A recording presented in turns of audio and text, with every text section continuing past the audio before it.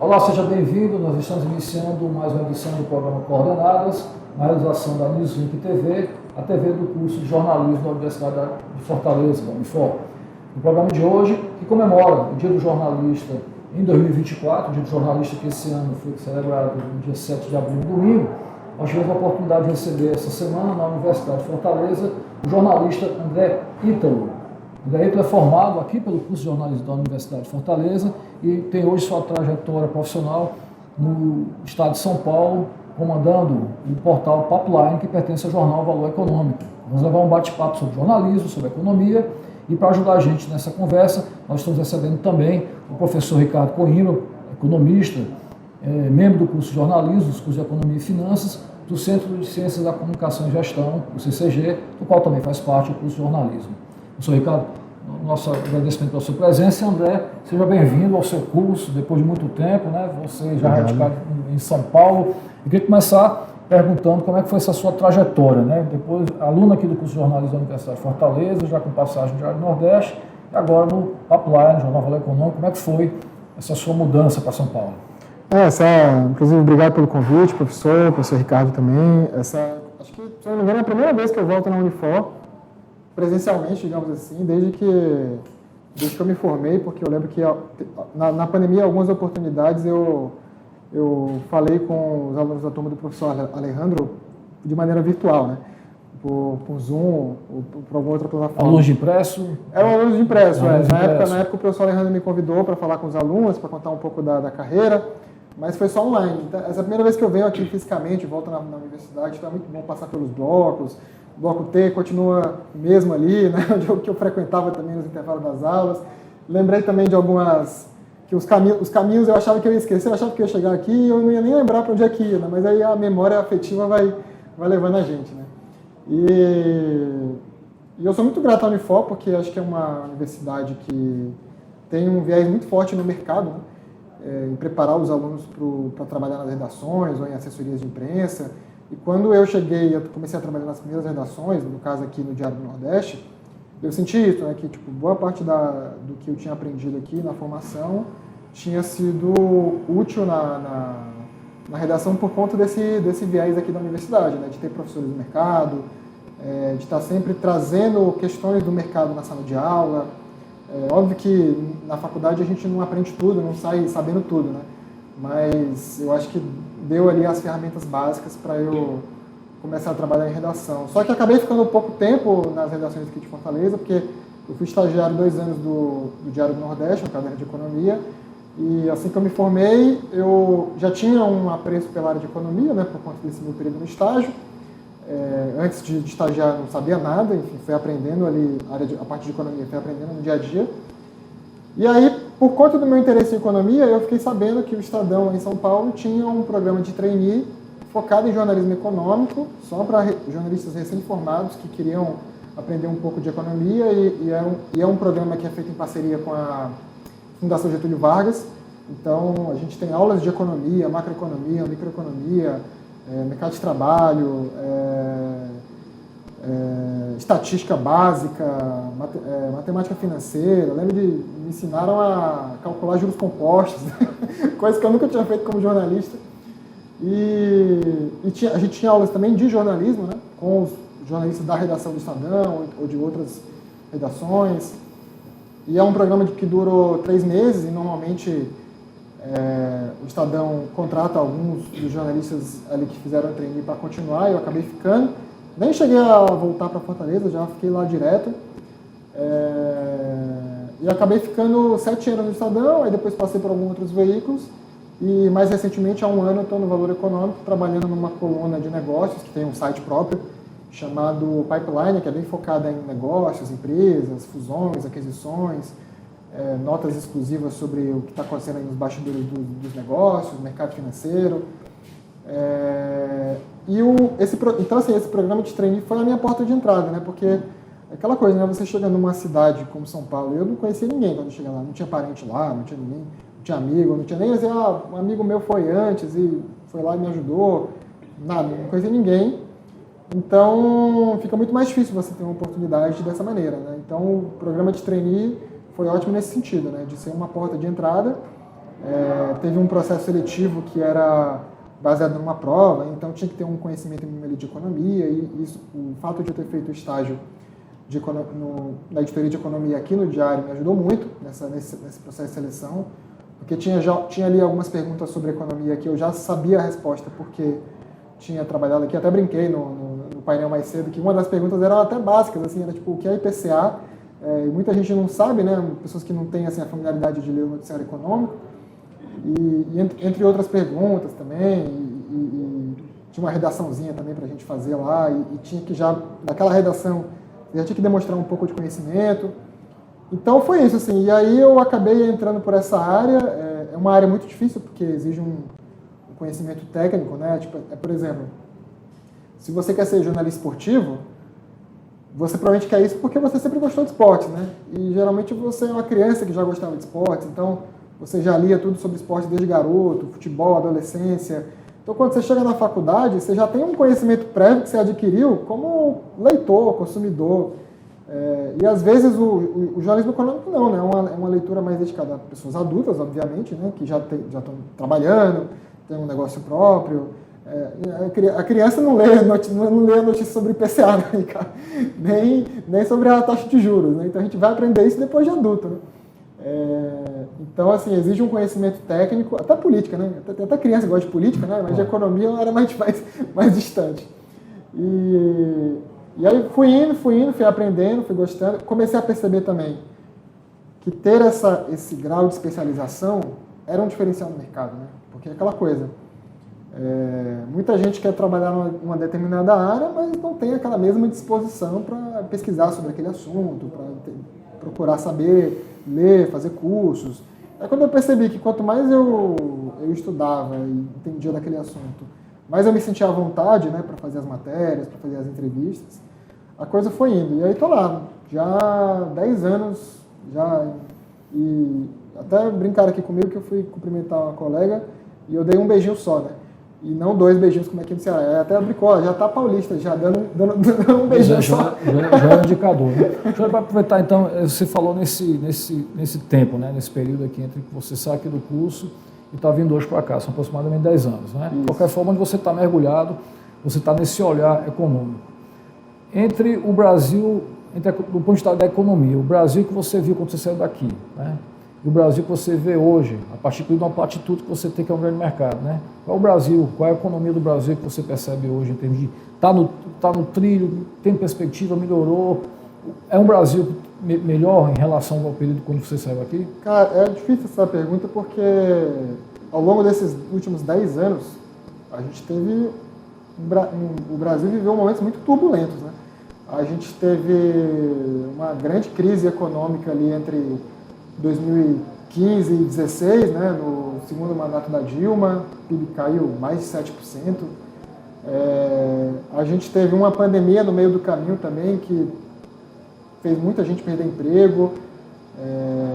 A gente teve alguns momentos, por exemplo, até comentei mais cedo no painel, em 2012, 2013, né, a gente teve uma crise grande de crédito, né, onde a inadimplência subiu muito e a venda de carros despencou, né, porque as pessoas não conseguiam fazer financiamento de veículo. Então, o Brasil, historicamente, é um país muito volátil, né? Sobe e desce o tempo todo. Então, eu diria que, nesses últimos 2 anos,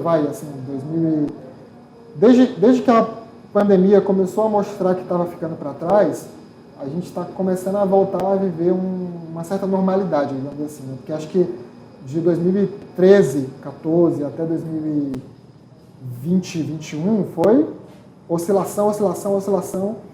E tanto é que era muito comum, né, a gente ler sobre projeções econômicas e chegar no final do ano e ver que aquelas projeções ninguém acertou, os economistas estavam esperando que a economia ia por aqui, e na verdade aconteceu o contrário, porque veio uma pandemia no meio do caminho, porque veio uma crise que ninguém esperava, porque o petróleo, o preço disparou, então o preço despencou. Então, assim, eu diria que o Brasil, ao longo dos últimos 10 anos, se a gente fosse comparar foto com foto, né, tipo assim, o Brasil de hoje com a foto de 2013, 2014, talvez ele não tenha mudado muito, né, assim, acho que ele está meio estável. Só que no meio do caminho foi assim, né. Então, e, assim, para mim como jornalista, foi um período de muito aprendizado, né? Porque tem aquela história, né? Nas turbulências que a gente vai aprendendo, né? Então, por exemplo, eu comecei a trabalhar no Estadão em 2014, então eu peguei o comecinho da crise ali do governo Dilma. E eu era foca, né, como a gente diz no jornalismo, né? Tava aprendendo e tal, então tipo, já chegar a cobrir economia no meio de uma crise, né, foi desafiador, né? Porque eu estava aprendendo ainda e muita coisa importante acontecendo, teve um impeachment ainda no meio. Então, assim, para mim, como jornalista, foi enriquecedor nesse sentido, né? De aprender nas adversidades, né? Tipo, e muita gente, por exemplo, eu não trabalhava nessa época, mas o Brasil teve um boom econômico ali no governo Lula passado, no último governo Lula, que eu acho que também para muitos jornalistas foi uma novidade, né? Porque os booms econômicos do Brasil também não acontecem sempre, né? Então, acho que cobrir o Brasil da época também para muitos jornalistas foi tipo assim, pô, a gente está vivendo um momento de muita prosperidade, muito otimismo. Para mim foi o contrário. Eu comecei a cobrir a economia numa época que estava todo mundo pessimista, né? Que estava todo mundo... era como se a gente estivesse cobrindo uma tragédia, assim, né? Todo dia era notícia de desemprego está aumentando, gente sendo demitida. E aí, enfim, depois na pandemia a mesma coisa, né? Então, e a pandemia acabou também tirando alguns mitos, né? Por exemplo, antes da pandemia tinha uma percepção de que o governo não tinha mais como gastar muito, né? Porque, pô, o governo já gasta muito, tem que olhar a questão fiscal, e na pandemia o governo teve que gastar muito, né? Teve que aumentar o Bolsa Família, que já tinha virado na época Auxílio Brasil, e o governo na época teve que se virar, né? Para conseguir fazer as coisas caberem no orçamento, e para quem acompanha muito, os jornalistas que acompanham muito esse lado fiscal também foi muito desafiador, né? Olhar essa parte do próprio balanço do governo, né? Pô, vai aumentar muito o Auxílio Brasil, será que o governo vai dar conta? Quantas pessoas vão ser atingidas, né? Enfim, foi muitas turbulências, mas é nessas que a gente aprende, né? Isso é claro. Bom, é interessante, né? O professor Wagner fez a pergunta, né? Fazendo uma rememória do André Ítalo aí de 10 anos atrás, né? E ele reportou exatamente o que a gente teve. Se a gente analisar 10 anos, a gente tem uma década perdida, ou seja, a gente andou e não saiu do canto, né? Então, ele pontuou muito bem aí as crises, né? Principalmente aí da forte queda de 3,5, 3,6, 2015, 2016, né? E aí depois, logo em seguida, a gente teve o problema da pandemia, né? Então, quer dizer, você teve, né, dois períodos bem significativos durante essa década. E você tem agora, talvez, o início de um processo de recuperação, que é exatamente o que você diz. Aí, o início desse processo de retomada, a partir de 2022, você já começa a ter um nível de crescimento econômico. E aí, 2023, isso se fortalece e já tendo uma tendência para 2024, aí, talvez, de um crescimento muito próximo de 2%. Né? Então, você mostrando, né, que a crise da pandemia ela ficou para trás, né? E que hoje, né, existem outras aflições do governo, né? E ainda que permanece a crise, a situação fiscal, a possibilidade de uma volta de uma crise fiscal, mesmo que a gente teve aí já aprovado, que não era esperado, a parte inicial da reforma tributária no ano passado, mas nós já estamos em abril e a gente não conseguiu ver nada desse processo de regulamentação relacionada com a reforma tributária, né? E, mais uma vez, a gente vem nessa. Será que o governo vai conseguir alcançar aquilo que ele prometeu quando aprovou também o novo arcabouço fiscal, né? Ou seja, muito provavelmente a gente consiga, porque o governo já começou a ter uma melhoria do seu orçamento. Já os dados dos 3 primeiros meses do ano mostram isso, né? Uma grande discussão recente aí sobre o pagamento de dividendos da Petrobras, ele vai ser feito e o Ministério da Fazenda quer que ele seja feito exatamente para ajudar na composição desse equilíbrio fiscal, né? E esse é um direcionamento, né? Mas a gente também não pode desassociar, né, do que vem acontecendo no mundo, né? Ou seja, em função da pandemia, a gente teve um grande desequilíbrio dos processos produtivos, né, principalmente aí nos Estados Unidos e na China, e isso vem gerando um problema de desequilíbrio de crescimento e de inflação, né? Tanto que a economia americana, né, que por muito tempo teve níveis de inflação muito baixos, hoje os níveis de inflação dos Estados Unidos estão muito parecidos com o que se projeta para a economia brasileira no ano de 2024. E hoje o Banco Central americano, o Fed, né, já não sabe mais, né, de que forma, né, ele vai ter uma política monetária mais interessante no sentido de que ele possa ajudar esse processo de retomada da atividade econômica, porque o processo inflacionário lá ele parece persistente, né? Então os dados, né, que saíram agora já do último ciclo de inflação, tanto nos Estados Unidos como no Brasil, mostra que o Brasil está conseguindo reter, né, voltando para um patamar já dentro da meta, não no centro da meta, mas dentro da meta, mas os resquícios de inflação nos Estados Unidos que pode dificultar não só a redução dos juros lá, mas também impactando, né, no direcionamento de redução dos juros aqui no Brasil. E isso, como consequência, gera outros efeitos, né? Gera efeito em relação ao câmbio, né, que se esperava talvez um câmbio aí voltando para um patamar entre 4,70 e 4,80 até o final do ano. Mas se você mantiver essa perspectiva de crescimento inflacionário lá nos Estados Unidos, com não redução mais significativa dos juros lá, que também não vai ter uma redução significativa dos juros, o que provavelmente você vai ter uma dificuldade em relação também ao câmbio.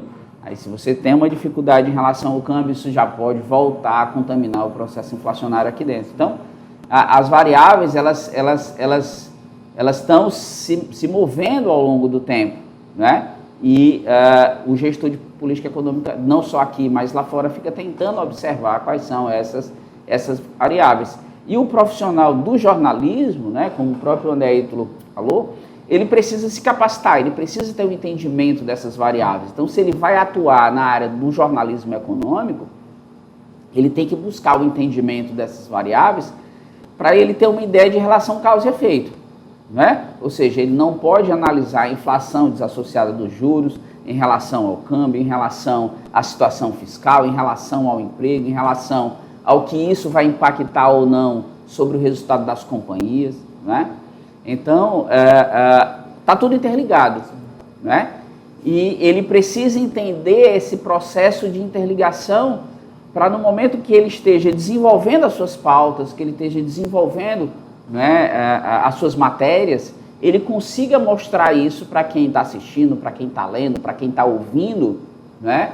E que muitas vezes, quando ele está fazendo uma interação com uma fonte, com um economista, com um analista de mercado, ele consiga extrair esse tipo de informação do profissional e ele consiga fazer com que aquela matéria ela seja instigante, ou seja, que o público ele se sinta interessado em assistir aquilo, em ver e entender como aquilo vai impactar no seu dia a dia enquanto pessoa física, mas também enquanto pessoa jurídica, enquanto inserido no mercado de trabalho, né? Porque as pautas que o jornalista gera na área econômica, ele vai impactar não só as pessoas, mas as empresas. Então ele tem que criar uma forma de gerar um resultado financeiro para aquilo que ele vai desenvolver. Então, quando ele está estruturando a pauta, quando ele está estruturando os assuntos, ele vai vender a notícia. Então, aquilo que ele vai produzir tem que ser vendável, tem que ser comerciável. E ele só vai conseguir vender aquilo se for interessante. Se não for interessante, o cara vai ver a manchete e não vai entrar. Se ele não entrar na matéria, ele não vai pagar o patrocínio.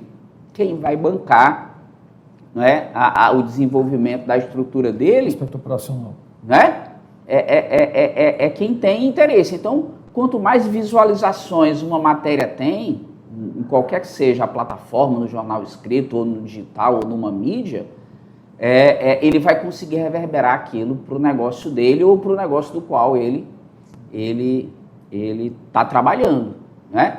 Então, aquele que se especializa no jornalismo econômico, ele tem que...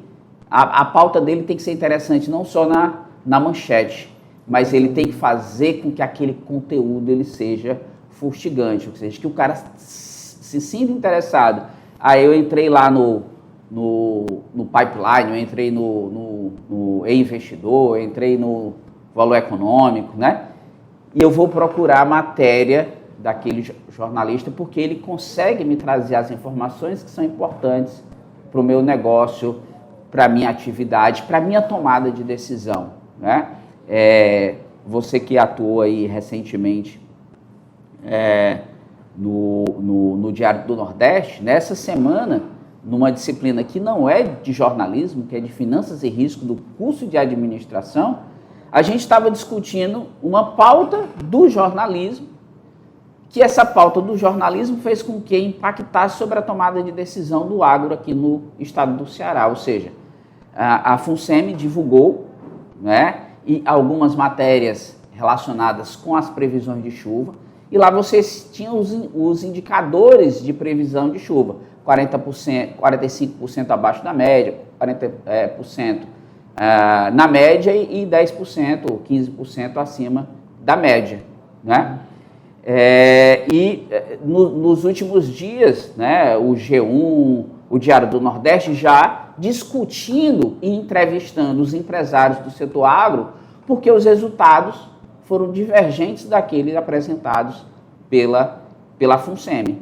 E eles alegando que eles reduziram seus investimentos no processo produtivo, nas suas plantações, nos seus investimentos, né, em função da informação que eles receberam. Ou seja, como a informação ela foi trazida, como ela foi divulgada, né, e como ela foi repercutida dentro do setor de atividade. Ou seja, o jornalista ele vai produzir algo que vai impactar economicamente.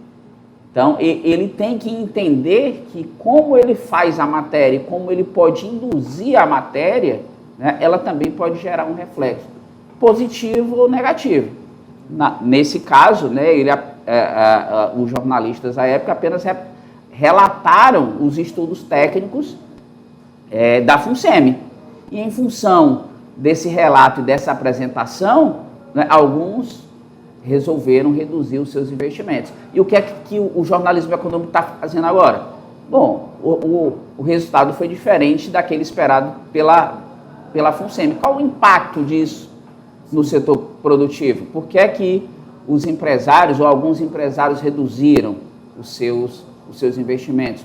Qual o impacto econômico e financeiro no setor produtivo dessas empresas? Então você tem que gerar essa fustigação no jornalismo econômico. Ou seja, você tem aí várias mídias aqui no estado do Ceará, mas sobre essa situação inversa, eu só encontrei 2 matérias.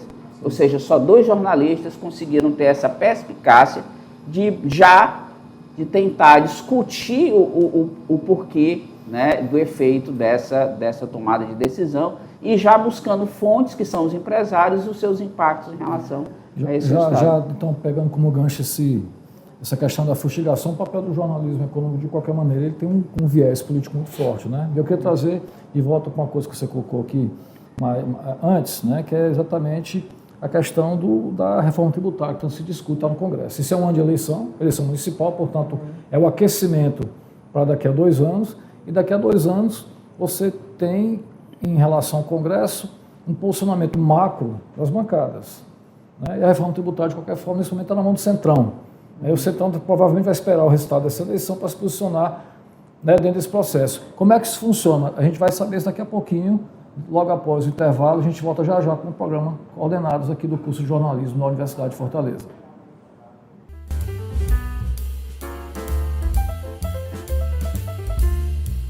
Unifor, um lugar de histórias. Ensina, aprende, pesquisa, descobre. Onde sempre acontece mais. Um campus vivo, inquieto, pulsante, aberto a todos. A todos. Busque a incomparável. Unifor.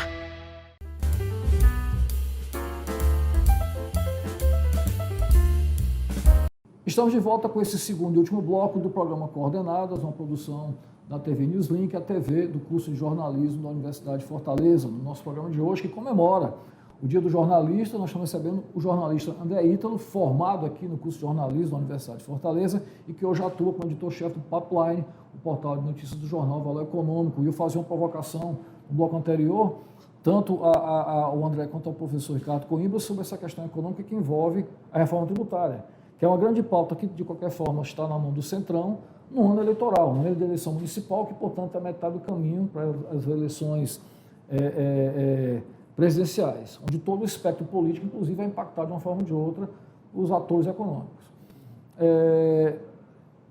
A pergunta que eu faço, no ano eleitoral, onde a gente tem uma reforma tributária andando, de qualquer forma foi proposta, talvez seja a única bandeira do atual presidente do Congresso, né? Aliás, do presidente da Câmara, e que é uma pauta que está sob governança, vamos dizer assim, do Centrão. Ou seja, tem muita negociação para acontecer, mas dentro do processo político, o impacto econômico, né, que a gente pode esperar, vai estar totalmente atrelado a uma negociação que, nesse momento, é crítica. Votação de reforma tributária, historicamente, já é uma coisa muito difícil, né? Porque envolve uma série de interesses, né? Tem os entes estaduais, os entes municipais, os entes federais, tem os setores, né? Às vezes uma reforma proposta, a indústria gosta, o varejo não gosta, o setor de serviço, o agro gosta, enfim, chegar numa reforma que todo mundo goste é muito difícil. É muito difícil. Isso independentemente se é em ano de eleição ou não. Quando chega, tanto é que quando passaram a parte, digamos assim, a primeira parte da reforma no ano passado, muita gente tratou aquilo como uma coisa histórica, né? Porque reforma tributária é sempre algo muito... Chegar até onde chegou já foi uma avanço histórico. Reforma tributária é aquela coisa que todo mundo fala e nunca vai, né? Então, assim, mas veio até o momento em que a gente chegou no ano eleitoral. Exatamente. Então, assim, foi bom ter acontecido alguma coisa no ano passado, porque eles foram rápidos, né? Então, assim, chegou, começou o governo novo, já bota para votar, aprova e vamos seguir. E para evitar essa coisa do ano eleitoral. Como agora ainda tem essa discussão, a discussão que falta, que ficou para esse ano eleitoral, eu particularmente acho difícil de sair alguma coisa, assim, porque a gente já viu várias vezes, né? Porque assim, os políticos, eles gostam muito de fazer projeções, né? Vamos votar semana que vem, e aí já está aprovado e vai dar tudo certo. E quantas vezes a gente viu essas previsões não serem cumpridas, chega na hora H, aparece alguma coisa. Eu lembro da reforma da Previdência, quantas vezes ela foi adiada, né? Tipo, não, vamos votar, sei lá, na época do governo Temer ainda.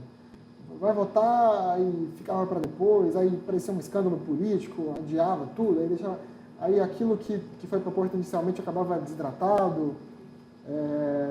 Em ano de eleição, os políticos acabam se aproveitando muito disso para fazer negociações, né? Tipo assim, vem para cá, me dá isso aqui que eu voto com você, aquele velho toma lá da cá, né? Mas eu sinceramente acho que em ano de eleição, ou você consegue aprovar logo no começo do ano, ou não aprova, assim. Porque se deixar para o meio do ano, já fica muito na boca da eleição, e aí a coisa já desanda, a pessoa já começa a falar de campanha, de candidato, vai ser candidato A, vai ser candidato B, e aí aquela temperatura, aquele ambiente para aprovar uma reforma grande, vai se perdendo, né? Enfim, então acho que é bem difícil, ainda mais numa eleição municipal, onde essas discussões de entes, né, municípios, municipais, estaduais, fica até mais em voga, né, do que numa eleição nacional, que a discussão fica muito focada no macro, né. Nas eleições municipais se fala muito do micro, né, então eu acho mais difícil. Professor Ricardo Coimbra, a reforma eleitoral que tramita no Congresso, em relação ao que está sendo discutido, né, nessa guerra de braços que é inevitável, de qualquer forma, que são os 3 entes federativos. O desenho atual que a gente tem, que a gente acompanha, e tende a manter muito a cor do status quo que está desenhado, ou a gente pode realmente pensar numa reforma que vai trazer uma mudança muito grande a gente falava de mindset, de mentalidade, de governança? Há uma expectativa que, na realidade, de qualquer forma, a expectativa é boa, no sentido de ter tramitado, avançou. Mas, como é do jogo, joga-se para o ano eleitoral, para se criar de qualquer forma um tensionamento, que ficou muito claro entre o Centrão e o governo agora, mas há um desenho de qualquer forma. Desse desenho, se ele se confirma dá para se pensar num avanço realmente a curto médio prazo em termos de implementação de políticas? Bom, é interessante a gente observar, né, que assim, um avanço foi bem significativo, né, porque não se esperava a aprovação da própria reforma no ano passado, né? Então, esse processo agora de regulamentação, e é interessante a gente observar, inclusive o Ítalo falou, é um ano de eleição municipal onde o foco é no micro, né? E boa parte significativa daqueles deputados lá vão ser candidatos, né? E dentro dessa primeira parte de regulamentação da reforma tributária, existe a discussão relacionada com a reforma do imposto de renda. E que talvez fosse interessante se discutir nesse momento. Porque você poderia utilizar isso como um instrumento eleitoral. Agora, será que o Haddad vai conseguir incutir isso na cabeça do presidente da Câmara, que de repente uma parte dessa regulamentação ela já pode ser feita agora, principalmente a parte relacionada com a reforma do imposto de renda, né, de que isso de repente possa ser uma instrumentalização, né, de repasse para a população, de que o Congresso, os políticos estão procurando encontrar um mecanismo do indivíduo pagar menos imposto, né? Então, isso, eu sou reticente em relação ao que o André Ítalo falou. É difícil você conseguir aprovar alguma coisa em ano eleitoral, mas ainda à medida que se aproxima do pleito. Mas, em função do que de repente pode estar pensado em ser regulamentado já no primeiro semestre, quem sabe aí nas próximas semanas a gente consiga ter uma movimentação em relação a isso, né? As outras coisas mais específicas, como a discussão que você falou de setores, né, de movimentação do setor A para o setor B, um aumento maior ou menor, uma implementação, talvez isso daí eu acho que tem muita dificuldade mesmo em passar essa parte de regulamentação para esse ano, né? E o imposto de renda pode ser mais fácil também porque é um imposto federal, né?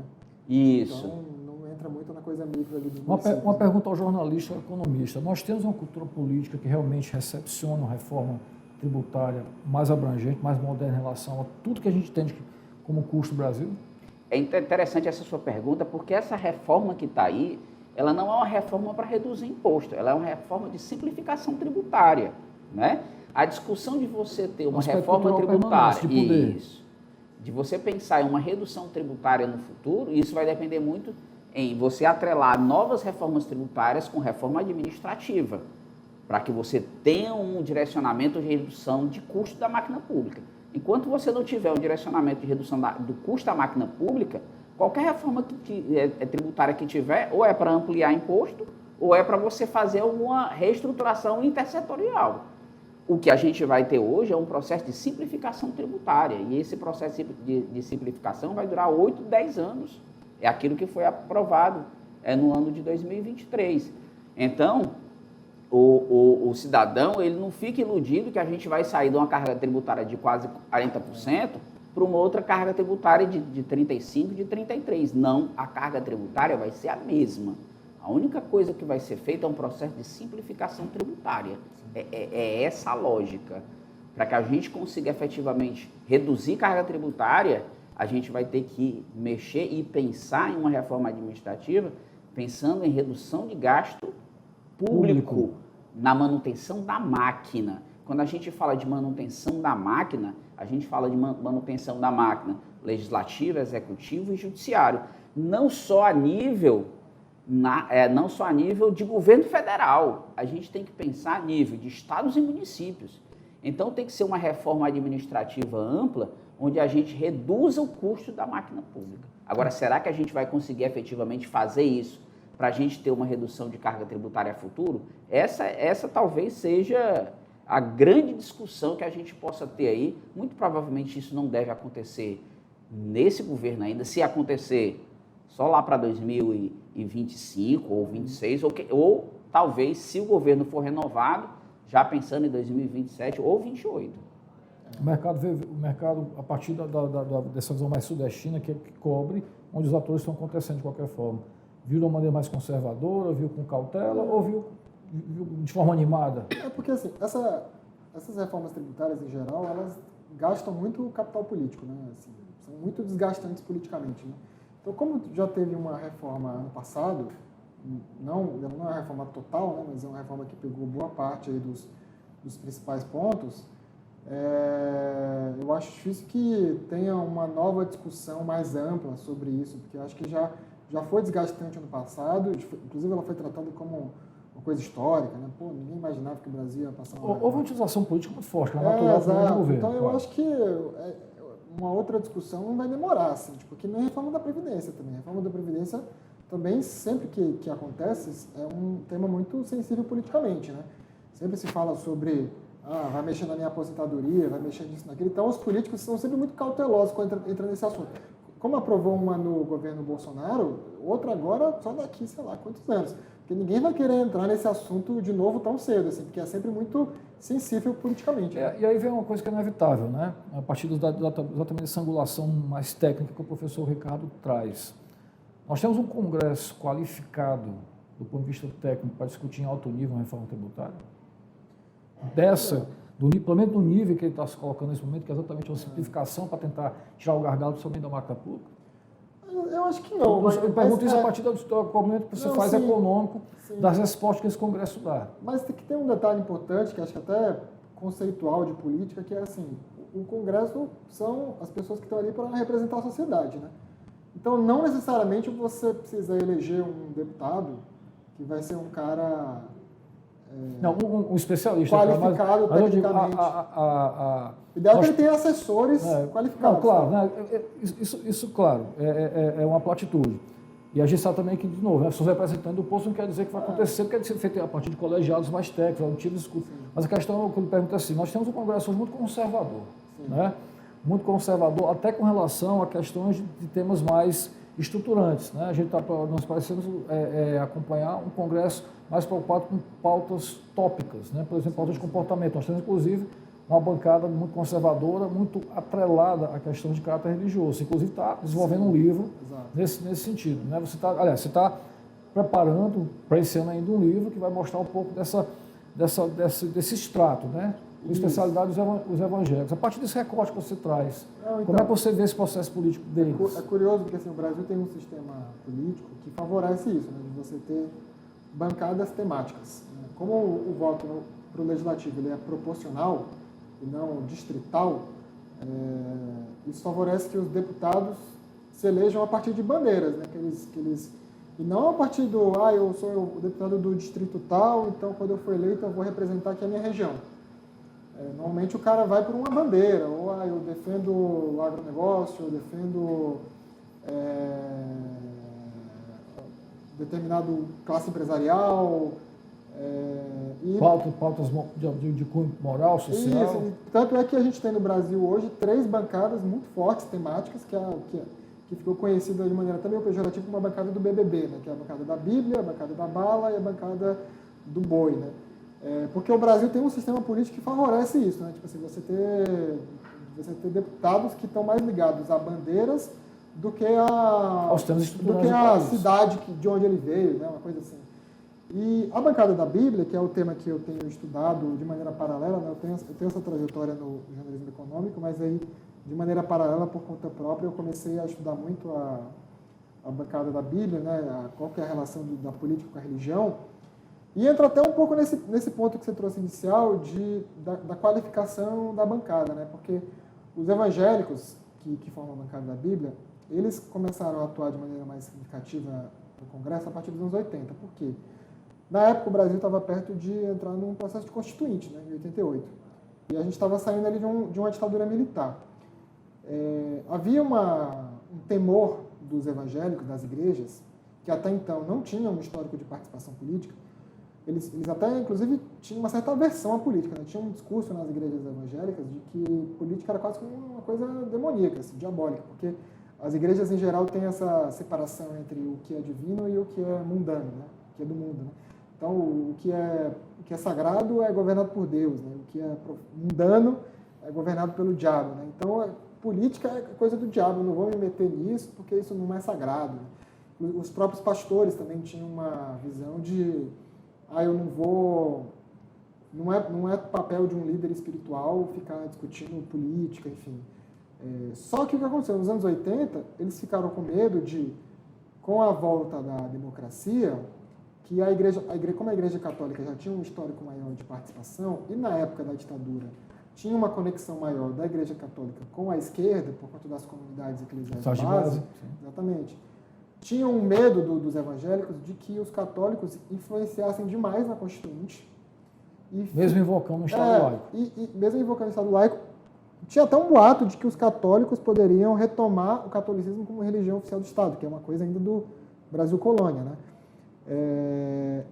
E esse boato não era verdadeiro, mas ele foi disseminado entre as igrejas e gerou um efeito de engajamento ali. E aí eles começaram vamos lançar nossos candidatos, tipo assim, a Assembleia de Deus, né, que é uma grande igreja evangélica que está no Brasil inteiro. Em cada estado eles foram lançando um candidato, para ver, tipo assim, quanto mais a gente mandar para o Congresso, mais evangélicos terão lá e vai ter lá, e a gente consegue barrar propostas que não sejam boas para a gente na Constituinte, como uma eventual proposta de tornar o catolicismo oficial, religião oficial do Estado. E tinha também um receio de que, com o fim da ditadura, pautas de esquerda avançassem, né? Porque tinha aquela coisa, né? A esquerda estava muito engajada durante a ditadura como oposição. Então, agora que acabou a ditadura, a gente vai conseguir fazer o que a gente quer. Esse era o pensamento. E aí as igrejas evangélicas, peraí, se a esquerda dominar a Constituinte, eles vão passar aborto, eles vão passar casamento gay, eles vão passar liberação das drogas, todos esses temas que os evangélicos rejeitam, né? E aí ali eles começaram a se organizar, ainda de uma maneira um pouco mais informal, assim, não tinha a frente parlamentar evangélica, era uma coisa mais um grupo ali de deputados que tinham uma afinidade religiosa, e ali eles começaram, eram cerca de 30 deputados na época, a maioria da Assembleia de Deus, que foi na época a igreja que mais se organizou, a Universal mesmo tinha um deputado só, depois que eles começaram a crescer. E aí eles foram indo, foram crescendo, hoje esse número varia um pouco, porque tem sempre aquela coisa do deputado que sai, um suplente assume, aí o outro sai e vira senador, um outro sai e vira prefeito, então esse número varia. Mas o número de deputados evangélicos hoje gira em torno de 80, que dá... muito forte. É muito grande, é uma bancada é maior do que muito partido aí, né? Se você pensar que eles têm uma frente parlamentar hoje institucionalizada, né? Tem uma instituição mesmo. As frentes parlamentares são criadas, né? Tem assinatura, tudo. Então, eles têm uma posição, e é uma posição hoje muito reativa. Eles não são propositivos no sentido de, eu vou propor, uma lei nova aqui que vai tornar o crime de aborto ainda mais duro. Não, eles sempre querem deixar do jeito que está. Tipo, se não mexer aqui por exemplo, as igrejas, elas têm isenção de imposto, né? Então, elas estão ali para manter isso. Elas nem querem pedir mais isenção, mas tipo, eu quero mais e quero isenção em outra coisa. Não. Deixa como está, que a posição delas ali é sempre de defesa. E essa defesa está muito ligada ao começo, né, que foi aquela coisa da Constituinte. Eu quero agir para não mudar naquilo que me beneficia hoje. Né? Esse viés conservador ele pode também indicar um comprometimento do desenvolvimento econômico? Conservador? Olha... Eu acho que, não sei, é difícil porque na pauta econômica, vamos dizer assim, que seria talvez mais ligada a essa coisa do desenvolvimento, né? As igrejas evangélicas em geral, ou os políticos mais conservadores, eles não são tão homogêneos assim no pensamento. Tanto que tem deputados evangélicos que têm um pensamento econômico mais à direita, tem deputados evangélicos que têm um pensamento econômico mais à esquerda. Então, eles são mais unidos ali em questões morais. Depende da negociação na bancada na hora de votar. Eles são mais unidos ali em questões morais, né? Questões de costumes. Né? Mas em questões, por exemplo, vamos discutir aqui uma reforma tributária. Eles não têm um comportamento muito geral, assim, tipo, vamos se juntar aqui e votar a favor ou contra. Vai cada um por si, em geral. Pode ser que alguma igreja tenha uma demanda específica e aquele deputado vai votar de acordo com o que a igreja dele defende, né? Porque pode ser que, vamos supor, muitas igrejas têm concessões de rádio e TV. Então, vamos supor que essa concessão está perto de vencer, tem que ser renovada. Isso vai envolver uma negociação ali com o governo, né? E aí, isso nessa negociação, pode gerar um voto a favor ou contra uma determinada reforma. Então, vai muito no caso a caso mesmo. O que tem acontecido é que tem havido um movimento um pouco maior de deputados evangélicos com um pensamento econômico mais liberal, especialmente deputados ligados à Igreja Universal, porque a Igreja Universal tem uma doutrina muito focada na teologia da prosperidade, né? Isso. Então, eles têm um discurso econômico muito forte no culto, da coisa do você tem que tem que fazer uma oferta grande de dízimo, porque isso vai voltar para você. Você tem que... eles têm um pensamento muito em geral, o cristianismo tem a coisa do vamos nos salvar para viver o paraíso na eternidade, né? A Universal tem muito... Não, vamos viver o paraíso enquanto estamos aqui na Terra, né? Enquanto estamos vivos. Isso é um dos pilares da teologia da prosperidade. Então, isso entra muito no discurso de empreendedorismo, no discurso... Tipo, a Universal tem valores capitalistas, digamos assim, mais consolidados do que outras igrejas. E evidentes. E evidentes. Então, isso faz com que eles tenham um comportamento mais previsível em pautas econômicas. Então, eles têm, por exemplo, tem um deputado deles, o Marcos Pereira. Inclusive, se não me engano, acho que atualmente ele é vice-presidente da Câmara. Ele se engaja bastante em pautas econômicas, tipo pautas relacionadas a setores empresariais. Ele se engajou muito na reforma tributária, por exemplo, a favor da reforma. Mas aí é um caso específico, de uma igreja específica, né? Outras igrejas não. Esse movimento, esse crescimento, essa associação com política, não é isso? Isso. E só um outro ponto que eu acho que é importante nessa coisa econômica e religiosa é que essa atuação econômica tem um limite também. Então, por exemplo, a gente sabe que as igrejas evangélicas crescem muito entre pessoas mais pobres, né? Elas cresceram muito entre pessoas mais pobres. Então, numa discussão, por exemplo, sobre Bolsa Família, as igrejas não vão ser contra. Por exemplo, quando teve a discussão de aumentar o Bolsa Família para R$600, estou falando Bolsa Família, mas que o nome mudou, já era Bolsa Família, virou Auxílio Brasil, voltou a ser Bolsa Família. Quando teve a discussão de aumentar o Bolsa Família para R$600, as igrejas em geral foram a favor, porque se elas fossem contra, isso poderia gerar um desgaste ali com os fiéis, né? Muitos fiéis podem depender do Bolsa Família. Uma evasão de dízimo. Exatamente. Tipo assim, os fiéis podem, como assim você foi contra o Bolsa Família se eu dependo dele? A comer e ter o dízimo. Exatamente. Então tem isso. Assim, outro detalhe engraçado também de como cada caso é específico, o Edir Macedo já mudou de opinião em relação ao aborto, por exemplo. Ele já foi a favor de flexibilizar a legislação do aborto. Eu acho que ele não queria legalizar tudo, mas acho que ele queria tornar o aborto um pouco mais flexível. Nos casos previstos em lei, por exemplo. Isso, exato. E depois acho que ele percebeu que isso não pegou muito bem na época para ele na comunidade e ele mudou de ideia. Mas qual que era o argumento dele na época que ele era a favor? Ele defendia, era quase que uma estratégia dele para que as famílias não tivessem muitos filhos. Porque o que acontece? Se você tem muito filho, você gasta mais. Se você economiza, você vai lá no dízimo. Exatamente. Então ele tinha... Lição de economia ele fazia... clássica, né? Exatamente. Ele fazia quase que o planejamento familiar do fiel dele, assim. E ele pensava o aborto dessa forma, tipo, uma maneira de controlar isso. E ele trazia até, inclusive, um discurso social. Ele falou, como grande parte dos fiéis da Universal são pessoas mais pobres, ele dizia... O controle da natalidade é importante para evitar... Não, e ele dizia, a mulher que é mais pobre e tem um filho, muitas vezes ela não tem nem dinheiro de ir numa clínica para abortar, ela faz de uma maneira ilegal, ela faz de uma maneira clandestina, aí corre um risco de vida. Então ele trazia, inclusive, essa argumentação mais social para falar sobre isso, né? Talvez para ter mais sensibilidade aí para o público. É uma escola clássica econômica? Bom, é interessante a gente observar, né, esse viés, né? O viés do liberalismo em um determinado aspecto, né, e o conservadorismo no outro, né? Ou seja, o conservadorismo nos costumes e o liberalismo econômico, né? E aí o grande problema é como você consegue mostrar isso acontecendo. Sem parecer esquizofrênico, né? Exato. Ser conservador em costumes e liberal na economia. Em alguns momentos fica um contrassenso terrível, né? Porque você quer avançar numa coisa, mas não quer avançar noutra completamente.